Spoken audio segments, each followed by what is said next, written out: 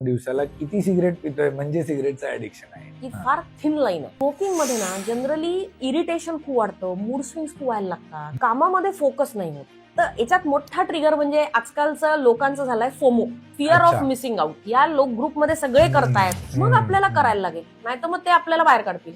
वीडला regular consume करण्यामध्ये काय काय नुकसान आहे? त्यांना डिप्रेशन डेव्हलप होतं, म्हणजे सायकोसिस म्हणजे इतक्या लेवलचा होतो की त्यांना ते जजच होत नाही की आपण कसं वागतोय घरामध्ये. त्यांना अँगर डेव्हलप होतो, इरिटेशन डेव्हलप होतं, मूड स्विंग्स खूप होतात, झोपत नाही ते रात्री रात्री. आणि आता याच्यामध्ये थर्ड हँड स्मोकिंग पण आहे. त्याच्यामध्ये काय होतं की जे पार्टिकल्स आहे केमिकल्सचे ते वॉल्सवर, पडद्यांवर, ऑब्जेक्ट्सवर, फर्निचरवर, टाईल्सवर सेटल होतात. आता लहान मुलं घरात फिरतात, इथे हात लावतात तिथे, आणि ते सगळं त्यांच्या तोंडात जातं. तर हा पण इम्पॉर्टंट भाग आहे पॅसिव्ह स्मोकिंग मध्ये. अनेक अजून अंमली पदार्थ आहेत ज्याच्या ऍडिक्शन मध्ये लोक ट्रॅप होतात. जसं आपण फेविकॉल म्हणतो, त्याच्यामध्ये पण तो एक पर्टिक्युलर पदार्थ आहे ज्यांनी किक बसते. काही ग्रीजेस वापरले जातात सायकल रिपेअर करायला किंवा ऑटोमोबाईल रिपेअरिंग करता, किंवा व्हाईटनर आहे. तर व्हाईटनर त्याचं एकदम ते झाकण उघडलं की जो पहिला वास येतो त्यांनी होतो. तर काही डिझायनर ड्रग्ज आहेत, काही कफ सिरप्स मध्ये कोडेन असतं पण नशा देतो. आता मी 8 सेकंड पर्यंत काउंट करणार आहे आणि मग तुम्हाला एक इंटरेस्टिंग गोष्ट सांगणार आहे. 8, 7, 6, 5, 4, 3, 2, 1. ह्या 8 सेकंड्स मध्ये कोणी ना कोणीतरी टोबॅको रिलेटेड आजाराने आपला जीव गमावला आहे आणि त्यातले बहुतेक कोणीच व्यसनाधीन होईन या विचाराने सुरुवात केली नव्हती. आपण सगळे म्हणतो फक्त एक कश, एक सिगरेट, स्ट्रेस कमी करायला. पण मग प्रश्न असा आहे, जर हे एवढं हार्मफुल आहे हे माहिती असूनही आपण पहिला कश का घेतो? आणि काही लोक ट्राय करून थांबतात, तर काही जण काही महिन्यातच ऍडिक्शनच्या जाळ्यात अडकतात. आज आपण ऍडिक्शन बद्दल बोलणार आहोत, पण मॉरल लेक्चर नाही, सायन्स, ब्रेन आणि सायकोलॉजीच्या आधारावर. कारण व्यसन म्हणजे फक्त वाईट सवय नाही. ऍडिक्शन म्हणजे मेंदूच्या रिवॉर्ड सिस्टम मध्ये झालेला केमिकल लोचा. आजच्या कॉलेज कल्चरमध्ये वीडला cool, safe, natural stress relief म्हणून दाखवलं जातं. पण खरंच गांजा सेफ आहे का? की हा मॉडर्न ट्रॅप आहे जो प्रीफ्रंटल कॉर्टेक्स म्हणजेच डिसिजन मेकिंग ब्रेनला हळूहळू बंद करतोय? आज आपण हे सुद्धा समजून घेणार आहोत की मी कधीही सोडू शकतो हे स्टेटमेंट सेल्फ कॉन्फिडन्स आहे की सेल्फ लाय आहे. सकाळची पहिली सिगरेट आणि रात्रीचा शेवटचा जॉईंट मेंदूला नेमकं काय डॅमेज करत असतो? वीड खरंच क्रिएटिव्हिटी वाढवतो का, की तो फक्त डोपामाइन बेस्ड इल्युजन आहे? आणि सर्वात महत्वाचं, एक ऑर्डिनरी माणूस ऍडिक्शन मधनं बाहेर पडू शकतो का? सायन्स बेस्ड प्रॅक्टिकल स्टेप्स खरंच काम करतात का? आजचा एपिसोड तुमच्यासाठी आहे. जर तुम्ही स्वतः स्ट्रगल करत असाल किंवा तुमच्या घरात, मित्रांमध्ये, कॉलेजमध्ये कोणीतरी सायलेंटली ऍडिक्शनशी लढत देत असेल. कारण व्यसन हा वीकनेसचा प्रश्न नाही, तर तो ब्रेन, केमिस्ट्री, इमोशन, एन्व्हायरमेंटचा रिझल्ट आहे. चला तर मग आज ऍडिक्शनला जज नाही तर व्यसनाला समजून घेऊया. कान देऊन ऐका, डोकं देऊन विचार करा आणि हा एपिसोड पूर्ण बघा. ह्या एपिसोडमध्ये आपल्या बरोबर आज आलेल्या आहेत डॉक्टर अनुजा केळकर मॅडम. त्या सायकियाट्रिस्ट आहेत आणि आपल्याला ह्या डी ॲडिक्शन टॉपिक बद्दल खूप खूप माहिती देणार आहेत. चला तर मग सुरू करूया.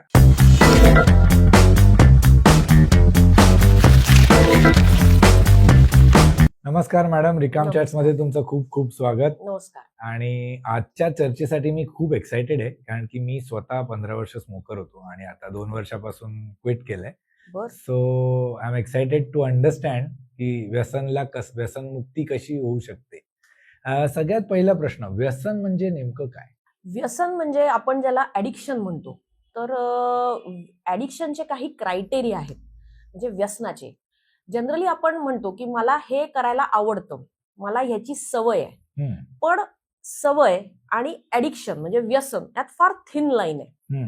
ऍडिक्शनचे काय क्रायटेरिया आहेत, तर जसं समजा ती गोष्ट नाही केली तर आपल्याला जमत नाही, त्या व्यक्तीला त्रास होतो आणि त्रास झाल्यामुळे मग त्याचे इफेक्ट्स त्याला दिसायला लागतात. जसं की तिचं जे ड्रग आहे किंवा जो सबस्टन्स आहे तो आपला कंट्रोल घेतो, विड्रॉल येतं जर ती गोष्ट केली नाही तर. काही दिवसांनी असं होतं की तेवढा पर्टिक्युलर क्वांटिटी आपल्याला तो इफेक्ट देण्याकरता कमी पडते आणि मग जास्त क्वांटिटी घ्यावी लागते त्या सबस्टन्सची, त्याला म्हणतो आपण टॉलरन्स. अच्छा. थोड्या दिवसांनी काय होतं की बाकी सगळ्या गोष्टी मागे पडतात, फक्त सबस्टन्स किंवा तो पर्टिक्युलर ड्रग आपली प्रायोरिटी होऊन जातो, की बाकी मग कशाचीच काही पडलेली नसते, इव्हन कामाची नाही पडलेली. त्यामुळे काय होतं की मग बाकी गोष्टींमध्ये आपला इंटरेस्ट कमी होत जातो, आपण सोशलायझेशन कमी करून टाकतो, त्याच्यामुळे लोनलीनेस यायला लागतो, फॅमिलीचे आपले रिलेशन्स खराब व्हायला लागतात, फ्रेंड्स राहत नाही. तर असं सगळं जे आहे की प्रायोरिटी इज ओनली सबस्टन्स. आणि मग काय व्हायला लागतं की त्याचे शरीरावर आणि मनावर आणि लाईफवर तिन्ही गोष्टींवर परिणाम व्हायला लागतात. तर त्याला आपण ऍडिक्शन म्हणतो. सो आता नेमकं सिगरेट बद्दल बोलायचं, किंवा आता आजकाल वीड हे पण प्रमाण खूप वाढत चाललंय. तर सिगरेट किंवा वीड हे आपल्याला माहिती आहे की नुकसानकारक आहे, पण तरी सुद्धा आपण पहिला कश का घेतो? त्याच्यातला मूळ ट्रिगर काय असतं? कोणताही नशा किंवा कोणतंही व्यसन काय असतं की याच्या मागे एक सायन्स असं आहे की आपल्या ब्रेनमध्ये डोपामिन नावाचं न्यूरो ट्रान्समीटर असतं. ओके. आणि हे जे डोपामिन आहे हे प्लेजर हॉर्मोन म्हटलं जातं. म्हणजे ते जर बूस्ट झालं ब्रेनमध्ये तर त्यांनी आपल्याला हॅपीनेस, पीस, प्लेजर मिळतं. आता कोणतंही व्यसन केलं की तो डोपामिन आहे जास्त प्रमाणात मेंदूला मिळतो. आणि मग आपल्याला एकदम छान वाटतं, शांत वाटतं, आपला जो पण स्ट्रेस आहे तो निघून जातो. आणि मग त्याच्यामुळे काय होतं की तो जो इफेक्ट आहे तो मेमरीमध्ये स्टोअर होतो की अरे हे केलं ना की असं वाटतं. आणि मग काय होतं की आपल्याला असं वाटतं की आता एकदा केलंय आपण काय परत थोडीच करणार आहे. पण मग काही दिवसांनी काही स्ट्रेस वाढला की असं वाटतं अरे तो इफेक्ट, आणि मग परत आपल्याला तो इफेक्ट एक्सपिरियन्स करायची इच्छा होते, मग परत ते केलं जातं. आता याच्यामध्ये काय आहे ना, मल्टिपल गोष्टी आहेत. जसं तुम्ही म्हणालात की ट्रिगर्स काय आहे, तर ट्रिगर्स म्हणजे काय की आजकाल जे आपण युथ मध्ये पाहतोय की स्मोकिंग किंवा वीड, तर याच्यात मोठा ट्रिगर म्हणजे आजकालचं लोकांचं झालंय FOMO, fear of missing out. अच्छा. की आपण याच्यामध्ये जर आपण त्याच्यात फिट इन नाही झालो तर आपण मिस होऊन जाऊ. अच्छा. आणि त्या फिट इन होण्याच्या चक्करमध्ये लोक ते करायला लागतात की या ग्रुपमध्ये जर आपल्याला राहायचं आहे, या ग्रुपमध्ये सगळे करतायत, मग आपल्याला करायला लागेल, नाही तर मग ते आपल्याला बाहेर काढतील. तर म्हणून त्या फिटिंगच्या चक्करमध्ये लोक करायला लागतात. दुसरं म्हणजे की मग पिअर प्रेशर आहे. जसं मी म्हटलं की फिट इन तर आहेच, पण त्याचबरोबर अरे तू करत नाही, ट्राय करून बघ ना. आणि त्याच्यामध्ये काय की मग करून बघ तर आहेच, आणि दुसरं की तू वीक आहे, तू स्ट्रॉंग नाही आहे, काय प्रॉब्लेम आहे तुला करायला. मग ह्या प्रेशरमध्ये मुलं करायला लागतात. दुसरं म्हणजे की आता सगळे करतायत, मी बाजूला बसलोय, मग मी पण करून बघतो ना, क्युरॉसिटी, एन्जॉयमेंट. आणि मग सगळ्यांचे चेहरे पाहून की अरे यांना तर फार छान वाटतंय, मग मलाही तो हॅपीनेस पाहिजे, मग हॅपीनेस करता. बरं, आता हे सगळं झालं सायकोलॉजिकली.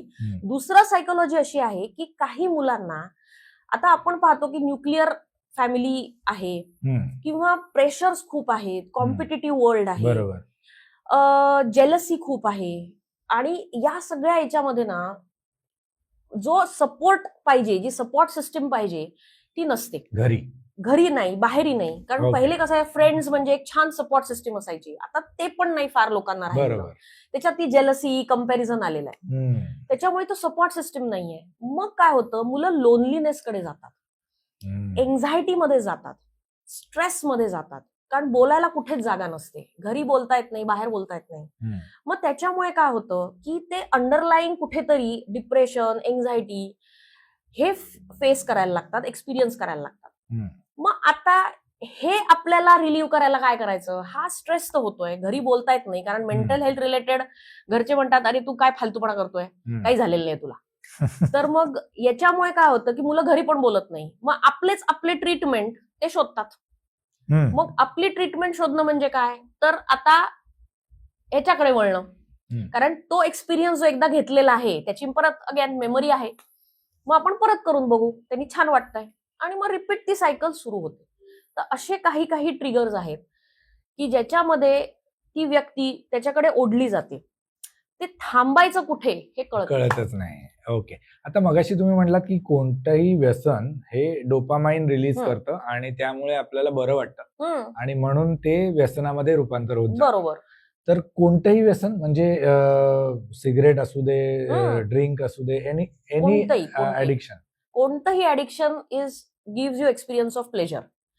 तो प्लेजर पाथवेच असतो जो ट्रिगर होतो. सो ते त्या प्रोडक्ट वरती डिपेंडेंट नाहीये, नाही, असं नाही. ते तुम्ही तुमचं ब्रेन कसं रिस्पॉन्ड करताय याच्यावर पण आहे की तुमचं ब्रेन कसं त्या पर्टिक्युलर याला रिस्पॉन्ड करताय.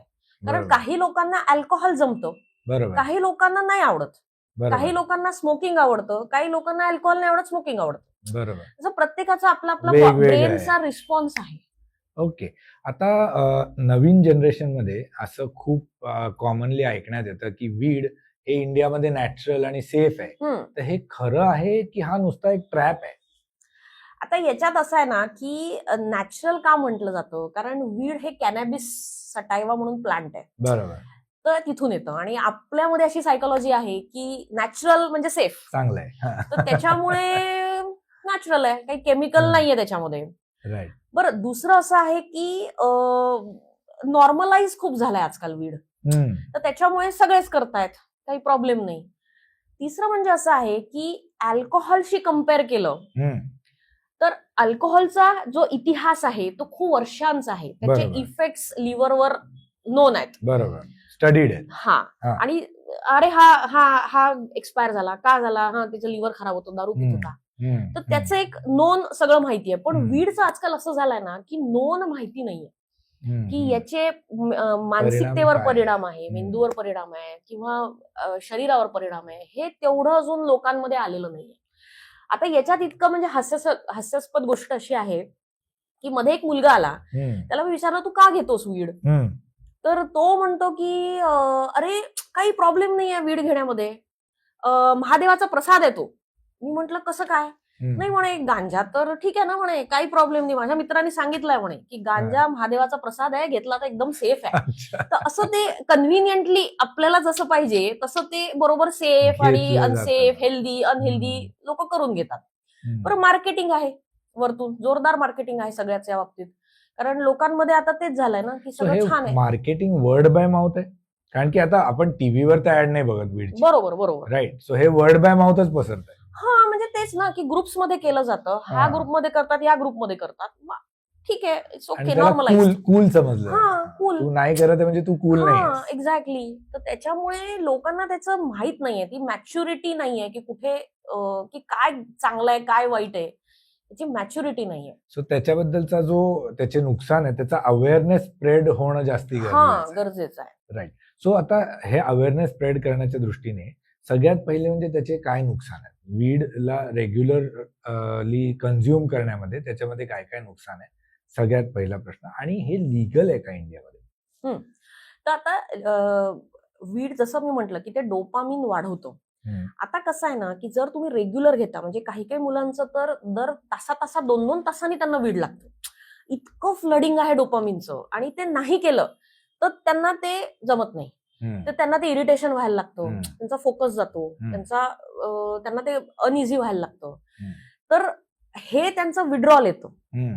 आता म्हणून मग ते रिपीट करत राहतात. पण लॉंग टर्म मध्ये हे समजत नाही मुलांना किंवा मोठ्यांना पण की त्याचा शरीरावर पण परिणाम आहे, जसं की तुमच्या हार्टवर, लिव्हरवर, किडन्यांवर पण परिणाम आहे. आणि दुसरं म्हणजे जे आम्हाला जाणवतं, आता आमच्या हॉस्पिटलमध्ये इतकी मुलं ऍडमिट होतात वीड कन्झम्पशनमुळे की त्यांना सायकोसिस डेव्हलप होतो, त्यांना डिप्रेशन डेव्हलप होतं. म्हणजे सायकोसिस म्हणजे इतक्या लेवलचा होतो की त्यांना ते जजच होत नाही की आपण कसं वागतोय घरामध्ये, त्यांना अँगर डेव्हलप होतो, इरिटेशन डेव्हलप होतं, मूड स्विंग्स खूप होतात, झोपत नाही ते रात्री.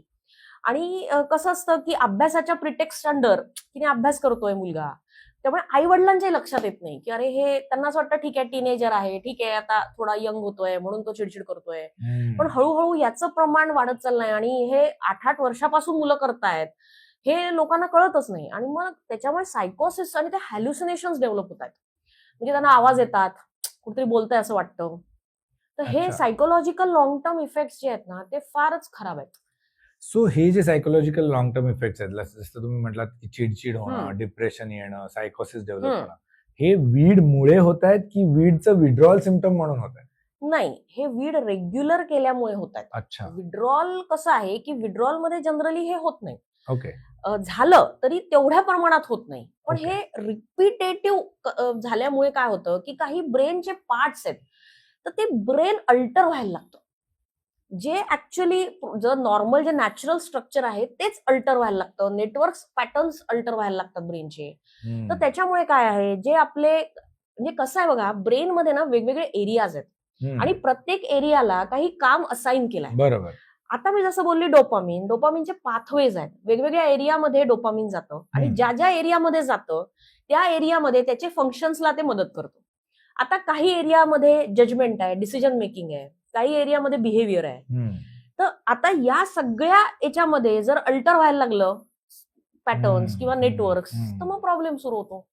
आणि कारण काय आहे की इतकं ते डोपामिन मिळतंय ज्याची गरज नाहीये ब्रेनला. हम्म. आणि मग काय होतं की डोपामिनची गरज नाहीये, मग काही रिसेप्टर्स अल्टर व्हायला लागतात की अरे याची गरज नाही आपल्याला. हम्म. मग ते आपोआपच आपल्या रिसेप्टर्स अल्टर व्हायला लागतात ब्रेनमध्ये आणि मग आता त्याचा एकदम लो होऊन जातो की अरे मिळतच नाहीये आता आपल्याला. मग त्याचा टॉलरन्स वाढतो, मग ते जास्तीत जास्त वाढत जातं. हम्म. असं काहीतरी सगळं ते मिक्स होत जातं. ते पोरांना पण कळत नाही की अरे आपलं काय चाललंय हम्म. आणि कन्झम्पशन वाढत आउट जातं. ऑफ कंट्रोल होत जातं हम्म. After time. हा सो आता आपण वीड बद्दल बोललो.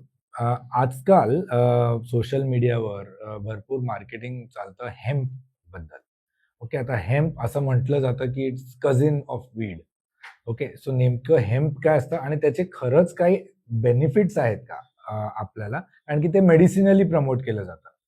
सो त्याचे पण काही बेनिफिट्स आहेत? आता हेम्प असं खूप सध्या तरी म्हणजे आम्हाला काही असे पेशंट्स फार मिळत नाहीत. ओके. आहे पण असं खूप त्याचं असं ऑब्व्हियस काही दिसत नाही. जनरली वीडच लोक बोलतात. ऍडिक्शनच्या हा, दृष्टीने. आणि मेडिसिनल म्हणजे काय की आता तसं म्हटलं ओव्हरऑल तर वीडचा मेडिसिनल यूज आहेच. बरोबर. म्हणजे प्रॉपर कॅनॅबिसचा. हम्म. तर त्याच्यामुळे ते कॅनॅबिसमध्ये इंडस्ट्रियल यूज आहे, मेडिसिनल यूज आहे. तर त्याच्यामुळे त्याचा पण मग कुठे ना कुठे कॉन्ट्रीब्युशन आहेच. तर असं स्पेसिफिक असं काही आम्हाला अजून हेम्प बद्दल हे नाही नाही. मिळाले असे खूप. ओके, कारण की ते प्रमोट करताना असं प्रमोट करतात की इट मेक्स यू काम, it makes you more focused. तर हे ऍक्च्युअली काम करतं की नाही अजून आपल्याला त्याच्यामध्ये स्टडी तेवढं झालेलं हा, नाही. म्हणजे तेवढं आणि असं कोणी अपफ्रंट येत नाही की आम्ही हे घेतो. ओके. सो आता आपण आत्ताच बघितलं की टोबॅकोवरती टॅक्स वाढवलाय, सिगरेट हो. महाग केली आहे. ओके, वेप्स बंद केलेत किंवा इलिगल आहेत, बँड आहेत इंडियामध्ये. पण तरी सुद्धा वेप्स पण मिळतात, टोबॅको सुद्धा लोक अजूनही कन्झ्युम करतात. ओके, तर म्हणजे हे थांबवण्यासाठी काय करायला पाहिजे ज्याच्याने आपण त्या ऍडिक्शन मधनं बाहेर यायला लोकांना मदत करू शकतो? आता बघा, त्याचं ऍडिक्शनचं कारण काय आहे की ते फ्रीली अवेलेबल आहे. हम्म. आणि पटकन आता आपण कुठेही गेलो तरी पटकन एखादा शॉप जवळच असतो, आपल्याला काय फार दूर जायची गरज नाही. पण ते नॉर्मलाइज झालेलं आहे की टोबॅको तू कुठे उभं राहून खाऊ शकतो. आता याच्यामध्ये टॅक्स जरी वाढवलाय तरी त्याचं जे एज्युकेशन आहे ते त्या प्रमाणात नाही पोचलाय लोकांपर्यंत. ते एज्युकेशन तेवढं पोचणं गरजेचं आहे. वेपिंगचं असं झालंय की लोकांना फ्लेवर्ड काहीतरी नवीन गोष्ट मिळाली आहे आणि दुसरं म्हणजे त्याचे ते इन्स्ट्रुमेंट्स आहेत वापरायचे, त्याच्यामुळे त्यांना असं वाटतं की काहीतरी वेगळं याच्यातनं आपल्याला मिळतंय. आणि मार्केटिंग तर जोरदारच आहे, कारण त्याचंही तेच परत मार्केटिंग म्हणजे असंच की माउथ टू माउथ मार्केटिंग आहे, हे काही असं हे देत नाहीत. पण प्रॉब्लेम असा आहे की जे एज्युकेशन पाहिजे लोकांना ते अजूनही तेवढ्या लेवलला पोहोचत नाहीये. अजूनही म्हणजे तळागाळात जर आपण विचार केला की अगदी छोट्या छोट्या रिमोट एरियाजमध्ये पण अजूनही उठल्यावर तंबाखू खाणं आहेच. अजूनही त्यांच्यापर्यंत एज्युकेशन नाहीये की अरे नको घ्यायला, यांनी हे होतात, कॅन्सर्स होतात. पण कारण फ्रीलीच अवेलेबल आहे, ते कुठेही जा, पटकन तुम्ही पुढे घेऊ शकताय, पटकन तुम्ही सिगरेट घेऊ शकताय. त्याच्यामुळे कुठे कंट्रोल यायला हे फार रसात म्हणजे अगदी तळावर जाऊन जाऊन लोकांना काम करायला लागेल, तेव्हाच हे पॉसिबल आहे. ओके. ओके. आता स्मोकिंग आणि वीडमुळे डिसिजन मेकिंग किंवा विल पॉवरवर काय परिणाम होतोय? आणि आता आम्ही जेवढं रिसर्च केला प्री फ्रंटल कॉर्टेक्स वरती पण त्याचा भरपूर परिणाम होतो असं आम्हाला समजलं. तर त्याला थोडंसं इलॅबोरेट करा ना. आता बघा, मी जसं तुम्हाला म्हटलं की डोपामिनचे वेगवेगळे पाथवेज आहेत. एक पाथवे जो असा आहे की जो आपल्या will power, decision making, judgement हे सगळं कंट्रोल करत असतो. आता त्याच्यामध्ये काय आहे की एक पाथवे जो प्री फ्रंटल कॉर्टेक्सला जातोय डोपामिनचा, तर तिथे जाऊन जे फ्लडिंग होत आहे, परत अगेन डोपामिन, तर जे फ्लडिंग होत आहे तर ते फ्लडिंग इतकं होत आहे की त्याच्यामुळे तिथले ब्रेन पॅटर्न्स अल्टर होत आहेत. आणि त्याच्यामुळे काय होत आहे की आपलं जे बिहेवियर आहे, जे जजमेंट आहे, फोकस कॉन्सन्ट्रेशन आहे किंवा लर्निंग आहे, मेमरी आहे, ते सगळं डिस्टर्ब करत चाललंय. किंवा एक्झिक्युटिव्ह फंक्शन्स आहेत, कॉग्निटिव्ह फंक्शन्स आहेत, ते सगळं डिस्टर्ब करत चाललंय. आणि ते इतक्या लेवलवर करतंय की आता मध्ये एक मुलगा ऍडमिट झाला, तर रात्री 12 वाजता तो वडिलांना म्हणे की मला तुम्ही रिचार्ज करून द्या मोबाईलचं. मग वडील म्हणे अरे रात्री 12 वाजलेत, आता काही शक्य नाही, आपण सकाळी बघू.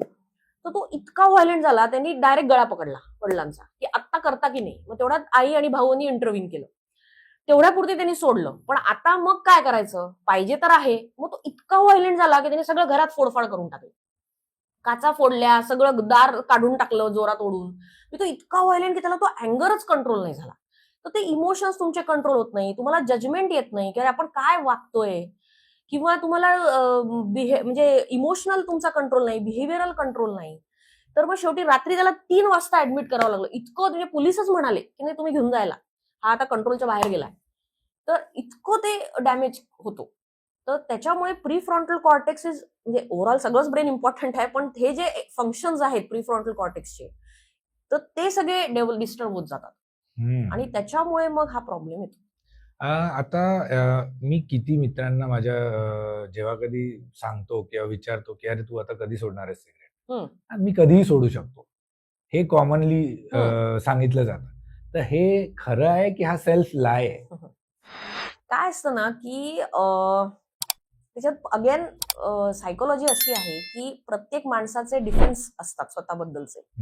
त्या डिनायल जो आहे ना, तो फार स्ट्रॉंग डिफेन्स असतो की जी अनप्लिझंट गोष्ट आहे माझ्याकरता, मग ती मी नाही म्हणणार, मी ती एक्सेप्टच नाही करणार.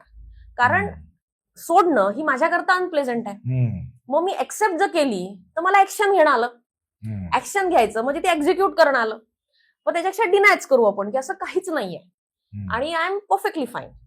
आता याच्यामध्ये दुसरं असं आहे की सायकोलॉजी, बऱ्याच लोकांना ना, जसं मी म्हटलं की अंडरलाईंग मेंटल हेल्थ कंडिशन्स असतात, की झोप येत नाही, किंवा स्ट्रेस आहे कामाचा, फायनान्शियल काही स्ट्रेस आहे, घरातले काही प्रॉब्लेम्स आहेत, डिप्रेशन आहे, एन्झायटी आहे. मग कोणीतरी सांगतं की नाही तू ऍज अ ट्रीटमेंट हे सगळं कर. मग ते स्मोकिंगकडे वळतात आणि मग ते स्मोकिंग करायला लागतात, आणि किंवा वीड घ्यायला लागतात, किंवा बाकी व्यसनं करायला लागतात. आता ते करता करता त्यांना ते बरं वाटतं, कारण अगेन डोपामिन. तर ते प्लेजर आल्यामुळे त्यांना रिलॅक्स वाटतं. मग त्यांना वाटतं अरे हे काम करत आहे, मग माझं स्ट्रेस वगैरे काही राहत नाही, I can function for whole day, किंवा मला झोप पण चांगली येते कारण रिलॅक्स आहे मी. मग त्याच्यामुळे त्यांना ते अंडरलाईन त्याच्यातनं बेनिफिट आहे. मग त्यांना सोडायचं नसतं ते, आणि घरी सांगायचं नसतं. कारण again mental health related stigma, की घरी जर सांगितलं की मला डिप्रेशन आहे, मला एन्झायटी आहे, तर घरचे कसं एक्सेप्ट करतील, ते म्हणतील तू काही बोलतो, आणि ट्रीटमेंटही घ्यायची नाहीये.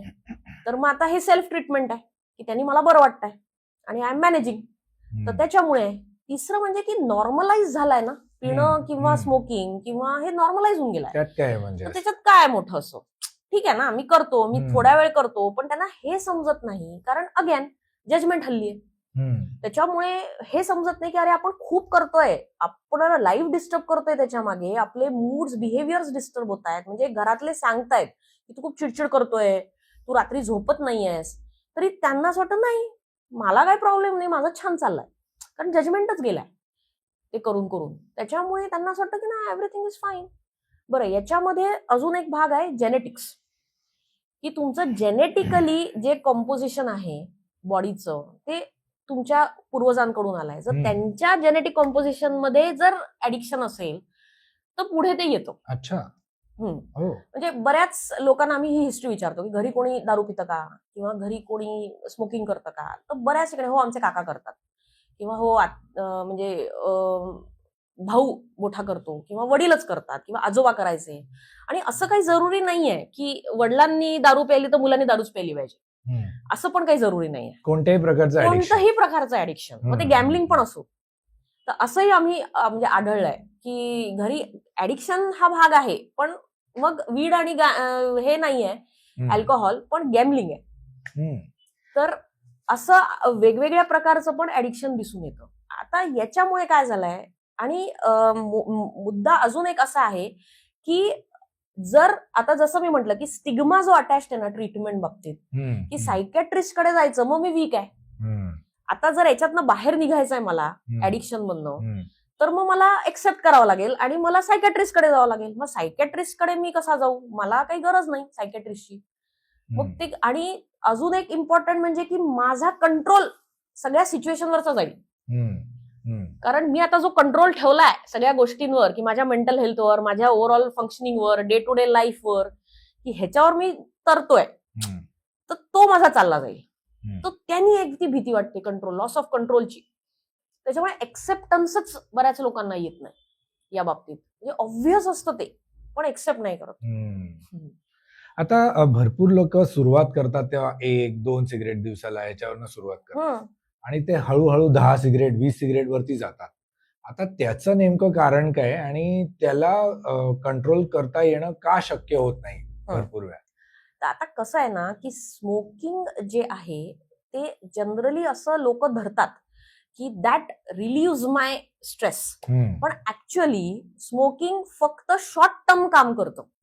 कारण तोच पाथवे आहे, पण तो खूप शॉर्ट टर्म काम करतो. म्हणजे डोपामिन रिलीज होतं, तुम्हाला जरा बरं वाटतं, पण त्याचं लगेच विड्रॉल येतं, मग लगेच तुम्हाला दुसरी प्यावी लागते. कारण ते राहत नाही ना तो इफेक्ट जास्त काळ. आणि मग त्याच्यामुळे काय होतं की तुम्ही लगेच लगेच लगेच लगेच घ्यायला लागता.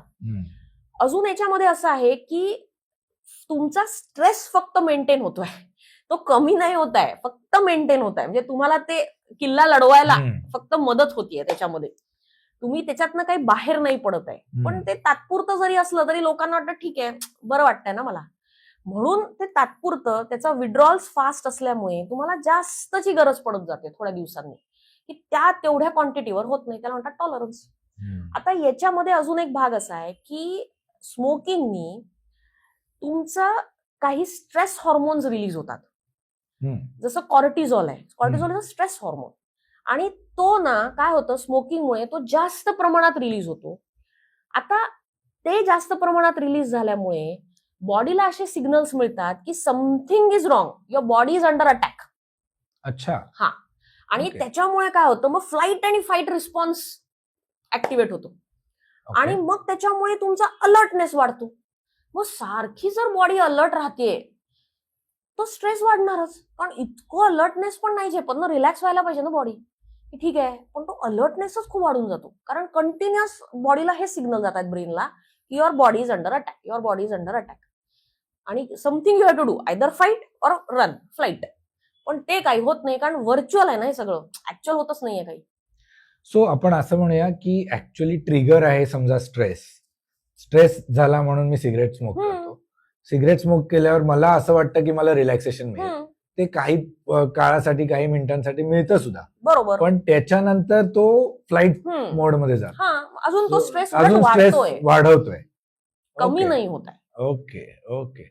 आणि आता मला सांगा, समजा एखादा माणूस आहे, त्याला तो 10-15 वर्षापासून स्मोक करतोय, पण त्याला आता जेन्युइनली सोडायचं आहे, तर कंपल्सरी आहे सायकेट्रिस्ट ट्रीटमेंट घेतली पाहिजे, की स्वतःहून सुद्धा तो काही प्रयत्न करू शकतो ज्याच्याने तो ते ऍडिक्शन मधनं बाहेर येऊ शकतो? नाही, जसं मी म्हटलं की ऍडिक्शन म्हणजे स्मोकिंग स्पेसिफिकली काय असतं की स्वतः सोडणं कठीण का आहे, कारण ते फ्रीली अवेलेबल आहे. पटकन खाली जाऊन ऑफिसच्या खाली पण पान शॉप आहे, तिथे लगेच प्यायलो आणि परत वरती गेलो, तर ते खूप इझिली अवेलेबल आहे, किंवा लोक पॅकेट पण ठेवतात. त्याच्यामुळे काय होतं की इझी असेसिबिलिटी आहे. दुसरं म्हणजे की ज्याचे विड्रॉल्स खूप फास्ट आहेत, त्याच्यामुळे लगेच तुम्हाला करावं लागतं. आता हे जे विड्रॉल्स आहेत ना, किंवा हे क्रेविंग्ज आहेत, हे तुम्हाला कंट्रोल करणं गरजेचं आहे. त्याच्याकरता तुम्हाला चार्टिंग करणं गरजेचं आहे, की आपण म्हणजे मनात आलं केलं असं न करता आपण एक स्पेसिफिक वेळा देऊ स्वतःला, की मी 9 वाजता घेतो ना रोज आफ्टर ब्रेकफास्ट, तर मी 9 वाजता घेईल. मग मी कधी घेतो, मग मी 11 वाजता घेतो 2 तासांनी, मग मी 11 वाजता घेईल. मग मध्ये मनात आलं तर मी घेणार नाही. तर असं जर तुम्ही स्पेसिफिक टायमिंग स्वतःला दिले आणि ते फॉलो केले तर तेवढं तुमचं रेस्ट्रिक्ट होऊन जातं. भले तुम्ही 10 करा पण मग 10चे 10च ठेवा, 11 नका. हा. आणि मग काही दिवसांनी जेव्हा तुम्ही याला सेट झाले आहे तेव्हा मग तुम्ही त्याचेच 9 करा, की ठीक आहे आता मी 10ला ओके आहे ना, मग मी आता 9 करतो. मग आता 9 कसे करतो, तर पहिले मी 2 तासाचा गॅप ठेवायचो, आता मी 2.25 तासाचा गॅप ठेवतो.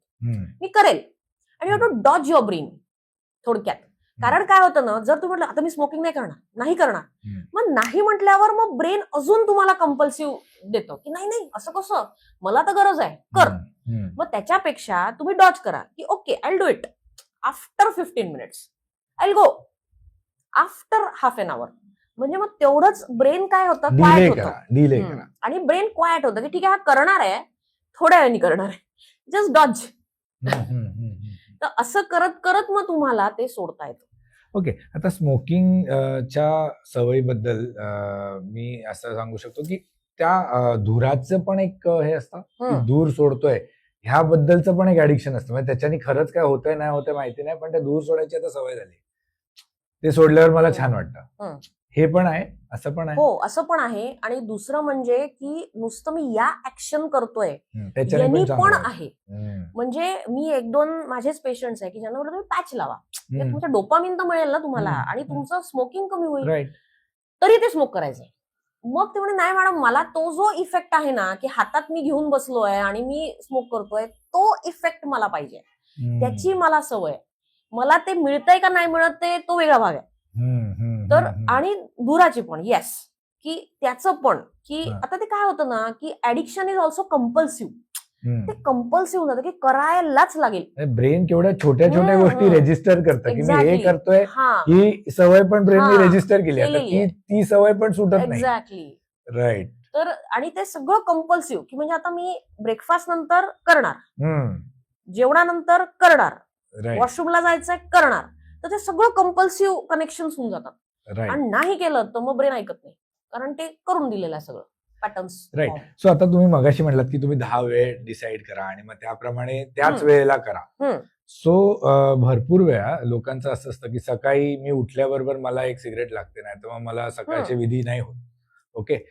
किंवा रात्री झोपायच्या पहिले सिगरेट लागतेच, असं खूप लोकांनी, माझ्या खूप मित्रांचं मी बघितलं. सो हे जेव्हा असतं तर असं पॉसिबल आहे का की त्यावेळेला तुम्ही दुसरं काहीतरी जर सवय सेट केली, किंवा मी सिगरेटच्या ऐवजी मी एक समजा चहा पिईन किंवा काहीतरी एक स्पेसिफिक सवय, सुरुवातीला कदाचित त्रास होईल पण त्याला त्या सवयीला रिप्लेस केलं जाऊ शकतं? आता कशा आहेत ना, की या सवयी ऍक्च्युअली जनरली मी सांगते की तुम्ही रिप्लेस कोणत्या पद्धतीने करा की त्या हार्मफुल नाहीयेत.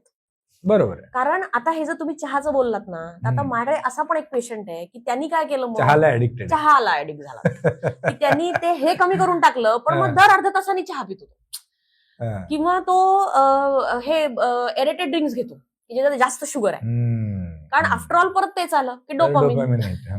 तर मग त्यांनी ते रिप्लेस केलं. मग तसं पण नको ना, किंवा गोडाने रिप्लेस करतात काही लोक चॉकलेटने रिप्लेस करतात, पण मग त्याचं पण ऍडिक्शन नको ना, की मग हे नाही तर मग मी हे करतो. तर मग रिप्लेसमेंट कशाने हवी, की ज्यांनी आपल्याला हानी नाहीये किंवा जे आपल्याला कुठेतरी त्याचा पण कंट्रोल आणावा लागेल. तर सकाळी उठल्यावर मी लोकांना सांगते की तुम्हाला इच्छा होते ना, तर तो एक इम्पल्स आहे. बरोबर. ती वेव आहे, एक ती वेव येणार आणि ती परत निवळणार. तर तो जो तुम्ही कंट्रोल जर करू शकलात ना, तर मग ते जाणार. फक्त तो वेळ तुम्हाला कंट्रोल करावा लागेल. मग जसं आपण आता बघा ना, तुम्ही पण एक्सपिरियन्स केलं असेल किंवा आपण जनरली पण पाहतो की मला ना आत्ता खायची इच्छा होतीये समोसा किंवा चाट, आणि जर आपण विचार केला की अरे नाही, मग माझ्या मित्राला येऊ दे, मग आम्ही बरोबर खाऊ, मग आता मित्र कधी येणार आहे, तासाभराने, मग आपल्याला असं वाटतं की ठीक आहे ना तासाभराने खाऊ, तेव्हा तो इम्पल्स फार स्ट्रॉंग आहे. मे बी एका तासाने मित्र आला तर आपण म्हणतो की अरे मला खायचा होता समोसा, तेव्हा खूपच इच्छा होती रे, पण आता नाहीये, हम्म. जाऊ दे आपण पुढे बघू. हम्म. गेला इम्पल्स त्यावेळेचा. पण तर मग त्या असं ते आहे. इम्पल्सला कंट्रोल करायला काय करायचं? नाही तेच आहे की मी करेल, मी थोड्या वेळाने करेल, मी 11 वाजता करेल. मे बी तोपर्यंत समजा आता 10 वाजले तर मे बी तो इम्पल्स 11 पर्यंत निघून जाईल. किंवा मला दुसऱ्या गोष्टी काय आवडतात, तर मला डान्स करायला आवडतो, मला म्युझिक ऐकायला आवडतं, किंवा मला छान वॉक करायला आवडतं. तर तेव्हा मी करेल त्यावेळेला की मी एक वॉक करून येईल. आता सकाळी 10 वाजता नाही पॉसिबल, मग मी म्युझिक ऐकू का, किंवा मी कॉमेडी मूवी पाहू का, किंवा मी काहीतरी चांगलं काहीतरी मला एज्युकेशनल पाहू का, जेणेकरून माझं ब्रेन डायव्हर्ट होईल, त्याच्यामध्ये अडकलाय त्याच्यातनं बाहेर निघेल.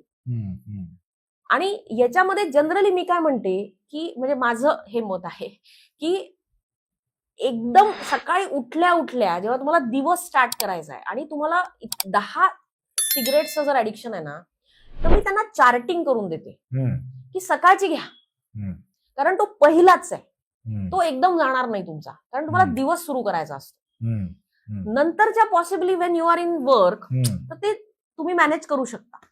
पण सकाळचं जे आहे ते बऱ्याच लोकांना कंट्रोल नाही होत. तर मग सकाळचं आणि रात्रीच्या झोपायच्या वेळेस मी जनरली एकदम बंद नाही करायला लावत. मी त्यांना म्हणते की हळूहळू रिझॉल्व्ह करा. तर ते पॉसिबल आहे थोडं, मग त्यामुळे फरक पडत जातो. आणि याच्यामध्ये मेडिसिन्स आहेत की काही काही मेडिसिन्स चांगल्या वर्क करतात. पण मेडिसिनचे काही साईड इफेक्ट्स नाही जनरली काही असे फार Major काही स्ट्रॉंग side नाहीये. ऍक्च्युली तेच झालंय की ते सायकॅट्री बद्दल जो स्टिग्मा आहे ना, तो इग्नोरन्स पण आहे, स्टिग्मा पण आहे.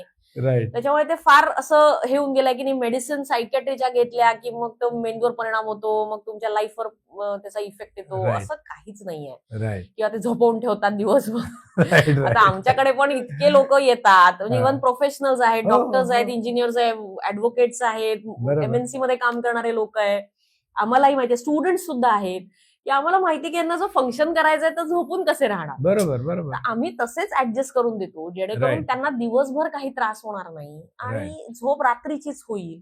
हा. तर आम्ही तेवढं वी टेक केअर. म्हणजे असं Right. नाहीये की दिवसभर नुसतं आम्ही झोपवून ठेवतो. Okay okay. आता मी ना काही आठवड्यांपासून न्यूरो लिंग्विस्टिक प्रोग्रामिंग वरती बुक्स वाचतोय. सो त्याच्यात ना त्यांचं म्हणणं असं आहे की सिगरेट सपोज एनिथिंग त्याच्यासाठी ट्रिगर आहेत, राईट. सो त्याच्यासाठी काही व्हिज्युअल ट्रिगर असू शकतात. म्हणजे तुम्ही कोणाला तरी सिगरेट मारताना बघितलं किंवा पिक्चर मध्ये बघितलं सिगरेट मारतोय आणि तुम्हाला इच्छा झाली सिगरेट मारायची, ओके. किंवा कोणीतरी तुम्हाला समजा आतून असं वाटायला लागलं किंवा आतून आवाज आला की अरे मला सिगरेट मारायची, किंवा कोणत्या तरी मित्रांनी बोलवलं सिगरेट मारायची. So these are triggers, right. त्यांचं म्हणणं आहे की तसं झालं की तुम्ही काय करता तर सिगरेट मारता. That is the behaviour which you do. आणि त्याचा तुम्हाला रिवॉर्ड वाटतो की relaxation is the reward, right. So त्यांचं असं म्हणणं आहे की तुम्हाला आता तुम्ही ट्रिगरला कंट्रोल नाही करू शकत कारण की ते एन्व्हायरमेंटल आहे, ते तुम्ही कंट्रोलच नाही करू शकत. बरोबर. तुम्ही रिवॉर्डला पण खूप जास्ती कंट्रोल नाही करू शकत कारण की रिलॅक्सेशन हा तुम्हाला रिवॉर्ड आहे. सो मग जो बिहेवियर आहे त्याला तुम्ही चेंज करा ज्याच्याने तुम्हाला रिलॅक्सेशन मिळेल, असं काहीतरी बिहेवियर अजून एक त्याला असोसिएट करा रादर दॅन स्मोकिंग, आणि that will help you to break the cycle. बरोबर. Do you feel this make sense? बिलकुल. आता आम्ही ह्याच्यामध्ये काय करतो की आता माझे जे ऑलरेडी पेशंट्स आहेत आणि जे रेग्युलर फॉलोअप्स मध्ये आहेत, तर त्यांना मी हेच सांगते की तुम्हाला जर इंटेन्स फिलिंग आली ना की मला करायचं आहे, तर आता आम्ही अशी ती प्रोव्हिजन करून ठेवली आहे की मी त्यांना काय म्हणते की तुम्ही माझ्या क्लिनिकला येऊन बसा. जोपर्यंत तुमचा तो इम्पल्स जात नाही की मला करायचं आहे, ते क्रेविंग जात नाही, तुम्ही नुसते बसा. आणि ते बसतात. किंवा तुम्ही असं आता समजा तुम्ही कॉलेजमध्ये आहे, आता मुलगा तो कॉलेजमधनं नाही येऊ शकत सोडून. मग मी त्यांना काय म्हणते की जर तुला लेक्चर नाहीये, तुला तिथे बसलाय रिकामा तू आणि मग तुला त्रास होतोय, मग अशा वेळेस तुझ्या फ्रेंडशी तू बोल, किंवा तुझ्या आई वडिलांशी बोल, किंवा माझ्या इथे काही काउन्सिलर्स आहेत तर त्यांच्याशी बोल, किंवा रिसेप्शनचे पण स्टाफ आहे त्यांना मी ट्रेन करून ठेवलंय की त्यांना काय बोलायचंय, मग त्यांच्याशी तू बोल. तर मग ते करतात.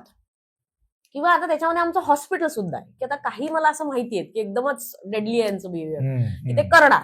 मग अशा वेळेस मी त्यांना म्हणते की तुम्ही तडक जिथे असाल, घरी जरी असाल तरी तिथून निघून या आणि हॉस्पिटलमध्ये बसा. आता आमच्या हॉस्पिटलमध्ये खाली लॉक इन की आहे, एकदा तुम्ही आत गेले की खाली नाही उतरू शकत परमिशन शिवाय.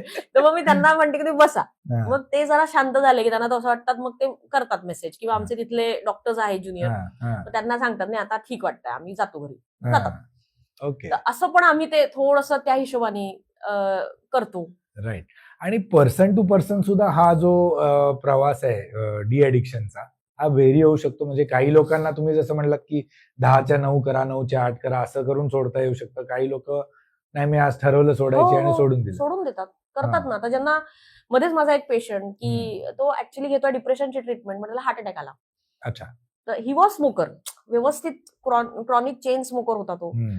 पण हार्ट अटॅक आल्यावर त्यांनी लगेच सोडली. त्या दिवशी त्याची वाईफ म्हणे, "अरे हातच नाही लावत" म्हणे. हं. म्हटलं चांगली गोष्ट आहे ना मग हात नाही व्हेरी लावत गुड. तर. हो, हो, हो. त्यांनी नाही बाबा म्हणे मॅडम मला ते लक्षात आलं की स्मोकिंगमुळे मला हार्ट अटॅक आला.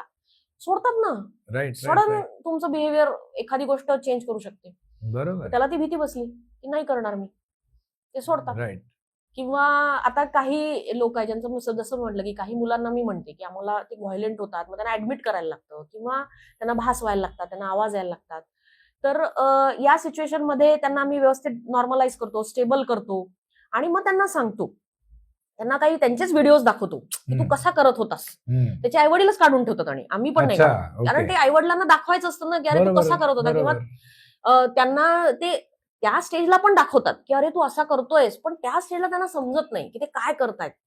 ते व्हायलेंट होतायत, ते फोडपाड करतायत. पण नंतर मग ते स्टेबल झाले ना की मग त्यांना समजतं, त्यांना क्लॅरिटी येते की अरे आपल्याला काय होत होतं आणि काय करतायत. मग तेव्हा त्यांना असं दाखवलं ना, मग त्यांना ती भीती बसते की अरे नाही आपण असं पागल बिगल होऊन जाऊ. त्यांना ते हं. पागलचीच भीती बसून जाते की नाही मग हं. हे तर वेगळंच होऊन जाईल आहे. मग ते थांबतात. काही खरंच थांबतात की ते नाही करत परत. हं, हं, हं. ती एक भीती बसली हां. तरच ते. कारण तसं जोपर्यंत तुम्हाला तो धक्का बसत नाही तोपर्यंत तुम्ही सुधरत नाही. बरोबर. मेजॉरिटी टाइम्स बरोबर. असा आहे. फार कमी लोक आहे की जे स्वतःहून डिसाईड करून सोडणार, तेवढा तो विल कंट्रोल पॉवरने कंट्रोल थोडा करून. कंट्रोल येतो स्वतःचा स्वतःला. राईट, राईट, तर राईट, असं फार कमी आहे पण. पाहतो राईट. आम्ही पण, पण कमी आहे. परफेक्ट. आणि हे जे तुम्ही म्हणलात, की ज्यांना जे असं वेड्यासारखं वागतात किंवा खूप व्हायलंट होऊन जातात किंवा ह्या लोकांना काही अंडरलाईंग पण मेंटल इश्यूज आहेत म्हणून हे होतं, की फक्त त्या ॲडिक्शनमुळे होतं? नाही, आता त्याच्यात तेच आहे की ते कधी-कधी काहीतरी अंडरलाईन कंडिशन असते. हं. ती त्याच्यामुळे हे ॲग्रीव्हेट सुरू होते. करतात. हां. की ते मला शांत वाटायला पाहिजे, हं. त्यांनी मला फायदा व्हायला पाहिजे हं. म्हणून सुरू करतात. आणि काही लोकांना प्रॉब्लेम काहीच नसतो, नंतर सुरू करतात. आता ही हिस्ट्री ना हं. आम्हाला फार आई-वडिलांकडून मिळत नाही. जर ऑब्व्हियस असेल की हा एकटा बसायचा, जास्त कोणाशी बोलायचा नाही. पण आता हं. हे कधीपासून? हं. तर हे समजायला कधी-कधी आम्हाला ते म्हणजे जसं म्हणतात ना, की तो बरा झाल्यावरच आम्हाला ती हिस्ट्री मिळते. हं. की अरे हं. तो हा कधीपासून करतोय? मग याच्या पहिले कारण पोरं घरी नाही बोलत बरोबर, आई-वडिलांशी. बरोबर. पण मग आमच्याशी बोलताना सांगतात, की "हो, मला ना झोप नाही यायची. अच्छा. मग मला त्रास व्हायचा. मग माझ्या फ्रेंडनी सांगितलं, की तू हे असं कर, वीड घे. मग तुला बरं वाटेल." मग मी घेतलं आणि मी सुरू केलं. मग तेव्हापासून माझी सुरुवात झाली. हं. तर त्याच्यामुळे नंतर सांगतात पण ते. कारण आई-वडिलांनाही माहिती नसतं, की असं काही होतंय यांच्या आयुष्यात. हं. हं. असे पण पेशंट तुम्ही बघितलेत का, की जे स्मोक करतायत किंवा जे वीड करतायत, खूप क्रॉनिकली करतायत, खूप वर्षांपासून करतायत आणि आता चेन स्मोकिंग किंवा असं करतायत. त्यांना सोडायचं आहे. त्यांना गिल्ट आहे, की त्या ॲडिक्शनमध्ये आहेत. त्यांना सोडायचं आहे. त्यांना सगळं कळतंय, की आपण चुकीचं करतोय. आपण हे सोडलं पाहिजे. पण तरी सुटत नाही. असं पण होतं. हो, होतं ना. पण आता तेच आहे, की तुम्हाला जेन्युइनली किती सोडायचं. कारण ज्यांना परिणाम दिसतात ना, की अरे माझ्या शरीरावर परिणाम होत आहेत, हं. माझ्या मानसिकतेवर परिणाम होत आहेत. मग ते एकदम युद्ध पातळीवर हं. सोडायचा प्रयत्न करतात. हं. पण ज्यांना हे रिअलायझेशन नाहीये ना, ते सोडत नाहीत. आणि मग शेवटी घरच्यांना डिसिजन घ्यायला लागतं, की अरे यांचं सोडवावं लागेल. मग त्यांना सेंटरमध्ये ॲडमिट करून, मग त्यांना प्रॉपर पण स्टेबल ते करून, मग ते त्यांना होतं. त्याच्यात हो. कोऑपरेशन पेशंट देतात. थोडंसं सुरुवातीला असतं, पण मग राइट. नंतर ते हळू-हळू जसे स्टेबल होतात, जसं त्यांची क्लॅरिटी यायला लागते थॉट्समध्ये, तसं कोऑपरेट करतात बऱ्यापैकी. आणि हळू मग जसे ते नॉर्मल व्हायला लागले, तर मग तर प्रश्नच नाही. मग ते व्यवस्थित कोऑपरेट करतात. की समजा स्मोकर आहे, मी ठरवलं मला आता सोडायचं आहे आणि मी उद्यापासून सोडलं सिगारेट. तर मला काय-काय विथड्रॉवल सिम्प्टम्स मी एक्स्पेक्ट केले पाहिजे आणि त्यांना कसं कंट्रोल केलं पाहिजे? आता याच्यामध्ये ना वेगवेगळ्या प्रकारचे विड्रॉल आहे. तर जसं एक सायकॉलॉजिकल विड्रॉल असतं, फिजिकल विड्रॉल असतं, एक रिबाउंड विड्रॉल आहे, प्रोट्रॅक्टेड विड्रॉल आहे आणि अॅक्यूट विड्रॉल. जनरली स्मोकिंगमध्ये फिजिकल विड्रॉल येत नाही, पण सायकॉलॉजिकल येतं. फिजिकल विड्रॉल इरिटेशन म्हणजे म्हणजे ट्रेमर्स, हे टिपिकल अल्कोहोलचं असतं ओके हा की हा ट्रेमर्स येतात, हार्टबीट वाढतं आणि घाम फुटायला लागतो किंवा कन्फ्युजन खूप वाढतं, तर ते अल्कोहोलमध्ये मिळतं. पण स्मोकिंग मध्ये ना जनरली इरिटेशन खूप वाढतं, मूड स्विंग्स खूप व्हायला लागतात, कामामध्ये फोकस नाही होत, सारखं ते डोक्यात चालू राहतं की अरे आपण केलेलं नाही, आपण केलेलं नाही, शांतता वाटत नाही, कारण लगेच ते विड्रॉल येतं. तर हे खूप लगेच दिसायला लागतं, म्हणजे तुम्हाला एक दिवस पण थांबायची गरज नाही, तुम्हाला लगेच ते दिसतं की तुम्हाला इरिटेशन वाढत आहे. म्हणजे एक काका माझ्याकडे यायचे, ते एन्झायटी करता ट्रीटमेंट घ्यायचे, पण ते स्मोक करायचे आणि ही वॉज मेंटेनिंग प्रिटी वेल. आणि सडनली मला त्यांच्या वाईफचा फोन आला की अरे मॅडम माहित नाही, ते खूपच आज चिडचिड करतायत आणि मी 2-3 दिवसापासून पाहतेय. म्हटलं ठीक आहे, तुम्ही घेऊन या. आणि मग मी त्यांच्याशी बोलली, म्हटलं काका सगळं तर स्टेबल चाललं होतं, काय झालं तुम्हाला? नाही म्हणे मॅडम माहित नाही, मला चिडचिड होते. म्हटलं कशाने होतीये? म्हणे मला समजत नाहीये कशाने होत आहे. म्हटलं काय बदल झाले तुमच्या आयुष्यात? मग ते म्हणाले की हो, मी ना 3-4 दिवस स्मोकिंग सोडून दिलंय. म्हटलं का सोडलं? मी आता बंद करायचंय मला. अरे वा. म्हटलं छान आहे, पण म्हटलं मग तुम्ही एकदम विड्रॉ केलं. म्हटलं माझ्याशी एकदा बोलायचं तर की मी विड्रॉ करतोय, म्हटलं आपण काहीतरी केलं असतं त्याच्या बाबतीत. अच्छा म्हणे मग त्यांनी होत आहे का मला? म्हटलं पॉसिबल की त्यांनी होत आहे तुम्हाला. मग ते म्हणे हा मग होत असेल म्हणे, कारण मला 4च दिवस झाले बरोबर बंद करून आणि माझी चिडचिड वाढली आहे आणि काल खूपच झालं म्हणे घरामध्ये. तर असं ते आहे की ते लगेच मूड स्विंग्स आणि इरिटेशन एकदम दिसायला लागतं.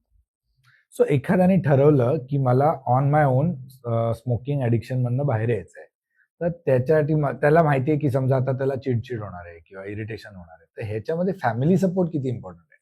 कारण की फॅमिलीला ते इरिटेटिंग होऊ शकतं. हो ना, मग तेच आहे ना की आता मग हे जर कोणालाच त्यांच्या घरातल्यांना माहिती नाही, पण याच्यामध्ये असं आहे की अंडरलाईन एन्झायटी आहे त्यांना ऑलरेडी.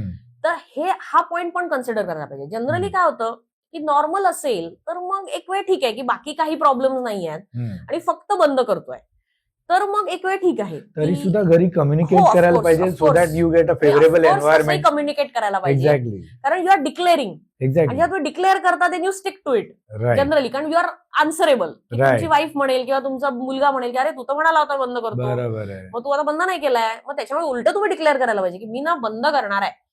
तर possibly it helps. That gives you some binding की नाही मला आन्सरेबल आहे तुम्ही घरात. तुम्हीच तुमचं बंद कराल आणि मग परत सुरू कराल तर कोणी अकाउंटेबलच अकाउंटेबल. नाही. तर उलट ते जास्त चांगलं आहे की घरच्यांचा सपोर्टही मिळतो आणि यू डिक्लेअर, तर मग तुम्ही बाइंडिंग येतो तुम्हाला की नाही हे करायला लागणार आता आपल्याला. राईट. आणि आता अकाउंटेबिलिटीवरनं मला असं मनात विचार आला की समजा स्मोकिंग सोडायचं ठरवलं, तर should you look for some accountability partner, की बाबा नाही मला जर इच्छा झाली ना तर मी तुला फोन करीन. ऑफकोर्स ते कॅन बी हेल्पफुल. बिलकुल बिलकुल हेल्प करतं ना. पण ते कसं आहे की परत तो सपोर्ट सिस्टीम झाली तुमची. आता तुमची सपोर्ट सिस्टीम किती स्ट्रॉंग आहे, त्याच्यावर किती अवेलेबल आहे. कारण तुमचा फ्रेंड त्या वेळेला जर बिझी आहे तर मग तुमच्याशी नाही ना कम्युनिकेट करू शकत. बरोबर. तर असं सगळं म्हणजे सपोर्ट सिस्टीम आता खूप मोठा विषय हा परत, कारण प्रत्येकाचा आपलं आपलं एक वेगळं कम्फर्ट झोन आहे. बरोबर. तुम्ही किती असेसिबल आहात त्याला, तुम्ही कितपर्यंत डिस्क्लोज करताय त्याच्याशी, सगळ्याच गोष्टी आहेत. सो मॅम, वीड किंवा स्मोकिंग करण्याचा जे पॅसिव्ह स्मोकिंग करतात त्यांचे फॅमिली मेंबर्स किंवा जे नॉन स्मोकर मित्र असतील त्यांच्यावरती त्याचा काय परिणाम होतो आणि स्पेसिफिकली लहान मुलांवरती त्याचा काय परिणाम? आता त्याच्यामध्ये काय ना, उलट जे पॅसिव्ह स्मोकिंग करतात they are at more risk. कारण काय आहे की जर ते बाजूला बसलेत तर ते सेकंड हँड स्मोकिंग एक्सपोजर म्हणतात त्याला. तर त्याच्यामध्ये काय आहे की ऑलरेडी त्याच्या जे ब्रीदिंग मधनं एक्झेल होत आहे केमिकल ते पण तुम्ही इनहेल करताय, प्लस ते जे बर्न होते सिगारेट त्याच्यामधनं पण तुम्ही इनहेल करताय. तर हे डबल उलट तुम्ही इनहेल करताय.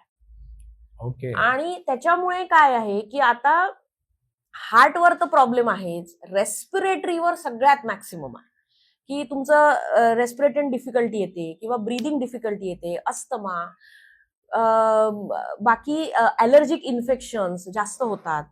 आता मुलांमध्ये स्पेसिफिकली आपण जर बोललो तर अस्थमा, ब्रीदिंग डिफिकल्टी, कफिंग हे फार कॉमन आहे. रिपिटेटिव्ह इन्फेक्शन्स होतात पोरांना घरामध्ये. आणि अजून एक त्याच्यामध्ये आहे की सडन इन्फंट डेथ सिंड्रोम.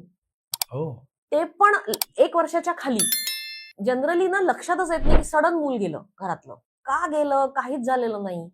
आणि का गेलं. तर असा रिसर्च आहे की पॉसिबली घरामध्ये असं कोणीतरी आहे की जे स्मोक करतंय, तर त्याच्यामध्ये असं होऊ शकतं. बरं, आता सायकोलॉजिकली म्हणजे हे तर आपण फिजिकल बोललो, पण psychology as a being a psychiatrist आता मी त्याच्याबद्दल बोलते की घरात जर कोणी स्मोक करतंय, now again this is normal. ते तर हे झालं, पण करतायत, हे पण करतायत. बरोबर मग आहे. इफ आय डू, नो त्यात काय प्रॉब्लेम. वाईट आहे? त्याच्यात हा. काय प्रॉब्लेम आहे. आणि याची अशी मी एक केस पाहिली की घरामध्ये तो मुलगा म्हणजे ऍडमिट झाला, तो वीड करता ऍडमिट झाला आणि वडिलांचं अल्कोहोलचं ऍडिक्शन, आईचं अल्कोहोलचं ऍडिक्शन, आणि ते पाहतच तो मोठा झाला. आता जरुरी नाहीये ना की त्यांनी पण अल्कोहोलच करावं, पण त्यांनी पाहिलंय घरामध्ये की सगळे छान बसून पितायत आणि मग त्याला ती वीडची सवय लागली. आता वडिलांचं म्हणणं होतं, पण आता त्याचं ते वाढत गेलं, त्याला कुठेच कंट्रोल नाही राहिला, त्याची बाउंड्री संपली, त्याचं जजमेंट गेलं, त्याचं डिसिजन मेकिंग गेलं आणि तो व्हायलंट व्हायला लागला घरामध्ये. आता जेव्हा त्याला ऍडमिट केलं, जेव्हा काउन्सिलरशी वडील बोलले, तर वडिलांचं असं म्हणणं होतं कि ठीक है ना, करे, मुझे प्रॉब्लम नहीं है, लेकिन सब संभाल के करे. कि वो पढ़ाई भी करे, वो ठीक से बिहेव भी करे, नशा भी करे, मुझे कोई प्रॉब्लम, हमने नहीं किया है क्या. अरे पण जरुरी नाहीये ना, तू बाउंड्री सेट केली आहे की कुठे थांबायचं, त्याला जमेल जरुरी नाहीये. मग ते जमलं नाही ना त्याला की कुठे थांबायचं, आणि ते तू नॉर्मलाइज करून टाकलं त्यांनी की ठीक आहे ते करतात, मी करतो, काय प्रॉब्लेम आहे याच्यामध्ये, तर मी केलं तर काय इश्यू आहे मग तुम्हाला आता. पण मग तो बाकी सगळं बंद करून बसलाय. तो अभ्यास करत नाही, तो कॉलेजला जात नाही, तो बाहेर जात नाही, तो मनात येईल तसं वागतोय घरामध्ये, त्याला नाही मिळालं तर तो व्हायलंट होतोय. मग त्याचं ते इनिबिशन गेलं. बरोबर आहे, बरोबर आहे, बरोबर आहे. तर मग आता हा सायकोलॉजिकल पॉइंट आहे ऍडिक्शनचा झालेला आहे. आणि त्याच्यामध्ये अजून एक आहे की थर्ड हँड एक्सपोजर. सो आपण असं म्हणूया का की मे बी त्याच्या वडिलांचं जे what you can say occasional drinking होतं, त्याला ह्यांनी ऍडिक्शन मध्ये कन्वर्ट करून टाकलं, किंवा त्याच्यामुळे त्याला हे ऍडिक्शन पण नॉर्मल वाटत. नाही, वडिलांचं रेग्युलरच होतं. अच्छा, ओके. पण वडिलांचं रेस्ट्रिक्टेड रेग्युलर होतं हा, की ठीक आहे मी घेणार, पण बाकी सगळं माझं फंक्शनिंग रुटीन आहे, डेली जे आहे ते नॉर्मल आहे. पण त्याला नाही ना समजलं की कुठे थांबायचं आणि काय एक्झॅक्टली माझे वडील करतात आणि मी काय करायला पाहिजे, हे कुठेच आलं नाही. आणि आता याच्यामध्ये थर्ड हँड स्मोकिंग पण आहे, म्हणजे सेकंड हँड एक्सपोजर पण आहे, आणि थर्ड हँड एक्सपोजर लहान मुलांमध्ये. त्याच्यामध्ये काय होतं की जे पार्टिकल्स आहे केमिकल्सचे, ते वॉल्सवर, पडद्यांवर, ऑब्जेक्ट्सवर, फर्निचरवर, टाईल्सवर सेटल होतात. आता लहान मुलं घरात फिरतात, इथे हात लावतात तिथे, आणि ते सगळं त्यांच्या तोंडात जातं. So that is also creating infection. तर हा पण इम्पॉर्टंट भाग आहे पॅसिव्ह स्मोकिंग मध्ये. हे वेगळं आहे. हो, ग्रेट. सो ह्याची पण आपण काळजी घेतली पाहिजे. Right right right. आता मला सांगा, वीड आणि ड्रिंकिंग असं म्हणतात की एकत्र नाही करायचं, त्याच्याने अजून तुम्हाला त्रास होईल, तर असं काय आहे? आता ऍक्च्युली अल्कोहोल इज सप्रेसंट आणि वीड इज स्टिम्युलंट. ओके. तर त्याच्यामुळे काय होतं की दोघांची होते गल्लत, ब्रेनला समजत नाही काय करायचं एक्झॅक्टली. तर त्याच्यामुळे मग ते कन्फ्युजन वाढतं, अजून ते इनिबिशन संपतं, सेन्सर्सच जातात ब्रेनचे, बॅरियरच संपतं, मग काहीतरी वेगळंच काहीतरी बिहेव करायला लागतात, त्यांना समजतच नाही की काय करायला पाहिजे ब्रेनला. तर त्याच्यामुळे मग काहीतरी बिहेवियर चेंजेस दिसून येतात. ओके. सो आता वीड ऍडिक्शनला कंट्रोल किंवा ट्रीट करण्यासाठी काय करता येतं? जनरली काय ना, खरं आपण जर प्रॉपर असं बोललो तर कोणतंही ऍडिक्शन असो, it's a long term process. Okay. ते असं नाहीये की मी सुरू केलं, जसं आपण वेट लॉस करतो की ते 1-2 दिवसाचं नाहीये, it's a long term process, आणि ते करतच राहावं लागतं तुम्हाला. तर ते कुठेतरी तुम्हाला ते रेग्युलर त्या प्रोसेसमध्ये जावंच लागतं. आता याच्यात 2 मुख्य भाग आहेत, एक म्हणजे प्रॉपर ट्रीटमेंट, दुसरा आहे काउन्सिलिंग आणि थेरपी. आता प्रॉपर ट्रीटमेंट याच्याकरता की जसं काही लोकांना झोप येत नाही किंवा एन्झायटी होते बंद केल्यामुळे, किंवा मूड स्विंग्स खूप होतात, बिहेवियर चेंज खूप होतो, मग त्यांना ते रेस्टलेस होतात, मग त्याच्यामुळे त्याला तर तुम्हाला मॅनेज करायला लागेल, म्हणून आपल्याला ट्रीटमेंट घ्यायला लागते त्याची. आणि प्रॉपर ट्रीटमेंटनी तुमचे विड्रॉल्स, तुमचा रेस्टलेसनेस, तुमची एन्झायटी आपण प्रॉपर कंट्रोल करू शकतो. आणि मग एकदा तो पिरियड गेला की मग तुम्ही मेंटेन कसं करायचं त्याच्यासाठी थेरपी लागते की तुमचे क्रेविंग्स तुम्ही मेंटेन कसे करायचे, तुम्हाला तुमचे इम्पल्सेस कसे कंट्रोल करायचे, ओके. त्याच्याकरता मग प्रॉपर तुम्हाला थेरपी लागते. तिसरा भाग याच्यामध्ये असा आहे की जर आता तुम्हाला समजत नाहीये की तुमचं म्हणजे कन्झम्पशन वाढतंय, की त्याचा इम्पॅक्ट होतोय तुमच्या हेल्थवर, तुमच्या लाईफवर, पण घरच्यांच्या लक्षात येतंय, डॉक्टर शेवटी मग ऍडवाइस करतात की बाबा हे भलतीकडेच जातंय, तर तुम्ही प्रॉपर यांना ऍडमिट करून ट्रीटमेंट करा. की जर हे ओपीडी बेसिसवर पॉसिबल नाहीये, कारण तो काही मानत नाही, तो पळतोच करायला, त्याच्या कंट्रोलमध्ये नाहीये. कारण होतं असं की ते इतके स्ट्रॉंग क्रेविंग्स होतात की ते नाहीच कंट्रोलमध्ये, ते घरात भांडणं करतात, ते पैसे मागतात. तर मग आम्ही असं म्हणतो की मग तुम्ही प्रॉपर सेटअप मध्ये ऍडमिट करा जिथे कंट्रोल आहे. कंट्रोल्ड एन्व्हायरमेंट म्हणतो आम्ही त्याला, की अंडर कंट्रोल्ड एन्व्हायरमेंट जिथे राहून तुम्ही ट्रीटमेंट करू शकता. तर तिथे मग समजा त्याचे क्रेविंग झाले तर प्रॉपर आम्ही इंजेक्शनचा सपोर्ट देऊ शकतो, थोडंसं रिलॅक्स करायला, किंवा तिथे इच्छा जरी झाली तरी ऑप्शनच नाहीये, तुम्हाला थांबणंच आहे.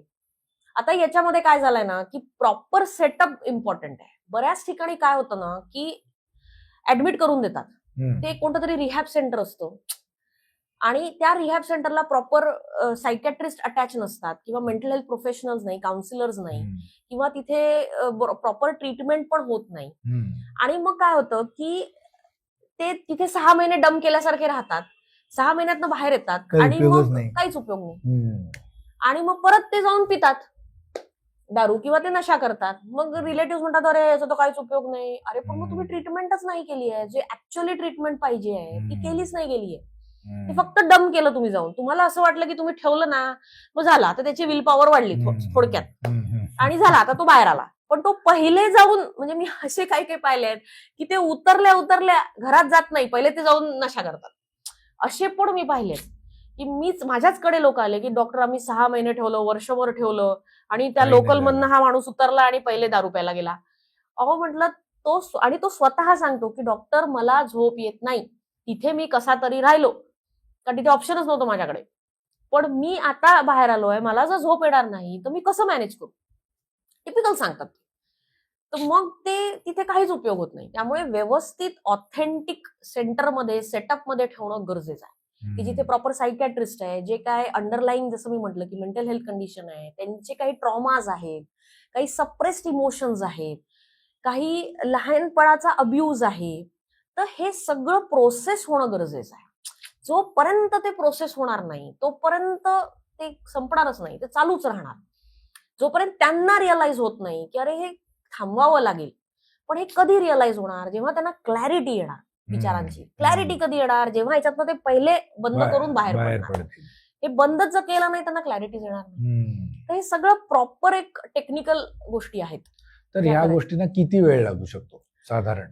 नाही, आता पाहिलं ना, त्याला खरंच म्हणजे आम्ही आता 2 महिने 3 महिने सफिशियंट आहेत फॉर अ विलिंग पेशंट. हा, नाही नॉन विलिंग करता पण. Okay okay. की रिलेटिव्ह बरेचदा असं होतं की म्हणजे पहिले विलिंग नसतात ते, पण नंतर मग विलिंगली कोऑपरेट करतात पेशंट. हा ओके. किंवा आम्ही त्यांना काउन्सिल करतो. इव्हन ऍडमिशनच्या वेळेस पण रिलेटिव्ह जबरदस्ती घेऊन येतात, पण आम्ही त्यांना काउन्सिल करतो, त्यांना शांत करतो, त्यांना समजवतो की का गरजेचं आहे तुझ्याकरता.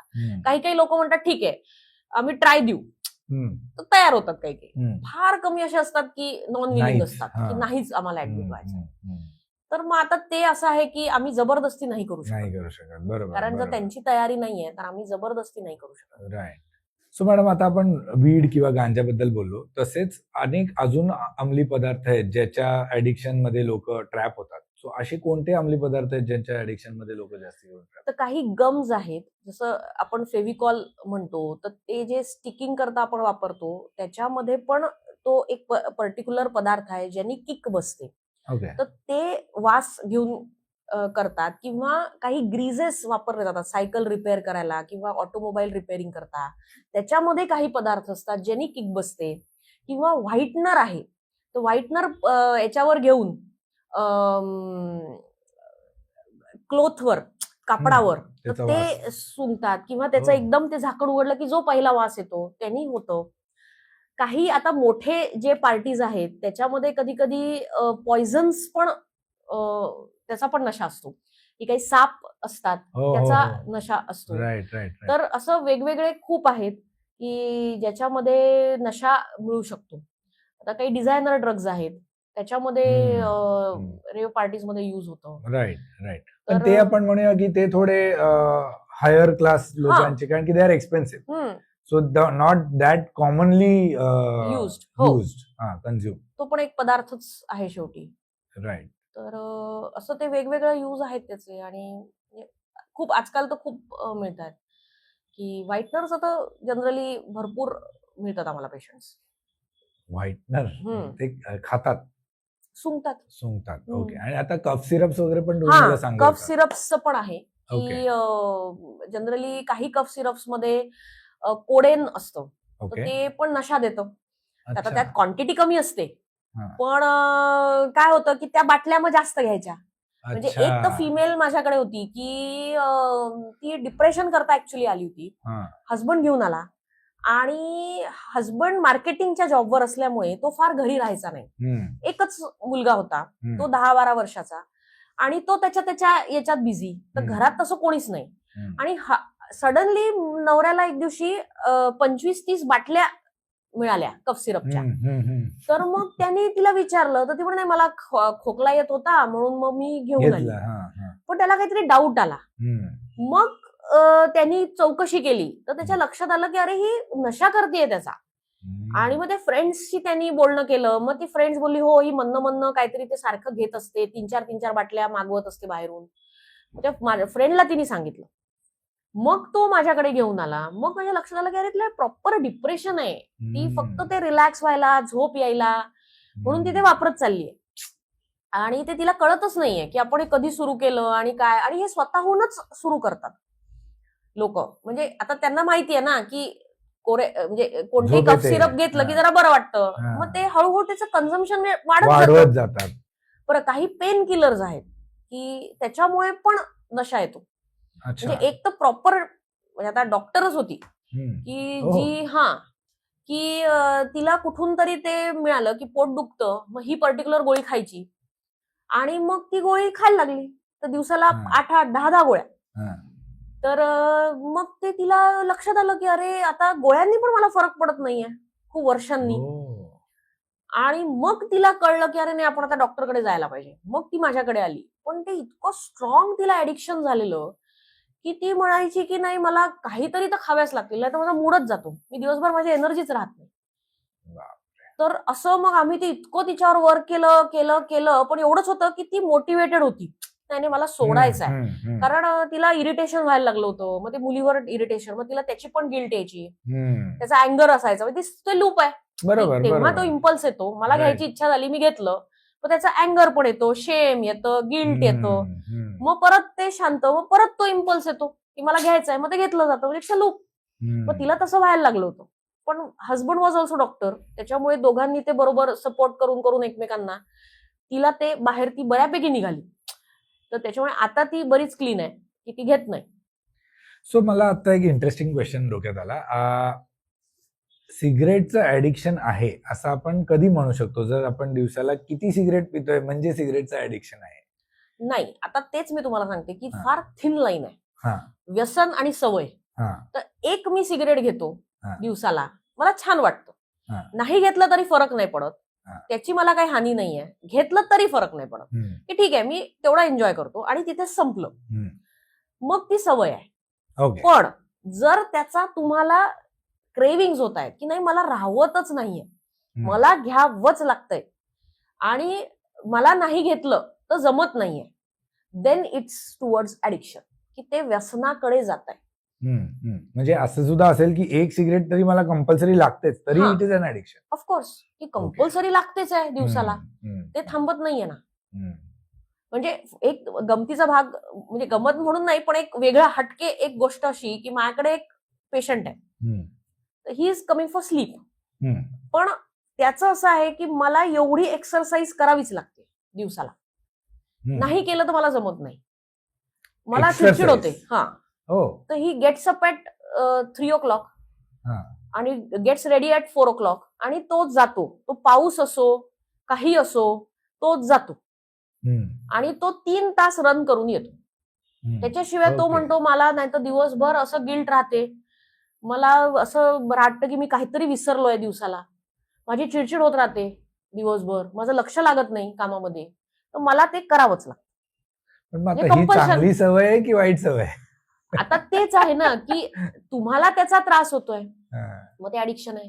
जर ओके. नाही केलं की ठीक आहे, एखाद वेळेस नाही एक्सरसाइज केली, हां, फाईन. एक्झॅक्टली. असं नाही होतंय ना, त्याचा त्रास होतोय तुम्हाला. मग इट्स नॉट जस्ट सवय, ते ओके, ऍडिक्शन कडे जात आहे आता, की नाहीच ओके. केलं तर जमतच नाहीये.